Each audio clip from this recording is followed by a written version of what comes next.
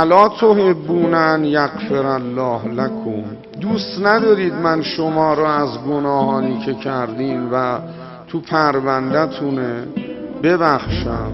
چه گناهان خلوتتون، چه گناهان آشکارتون.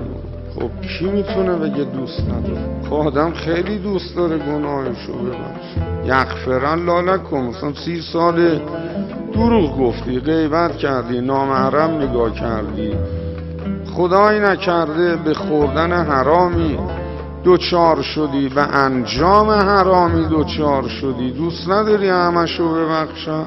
میگه ای میخوای ببخشمت وعفو واصفحوا، از اونایی که ازشون دلگیری، اذیتت کردن، مشقت ایجاد کردن، قهر کردن باهات، چوب لا چرخت گذاشتن، گذشت کن، منم گناهان تو رو گذشت. با این خدای عده‌ای قهر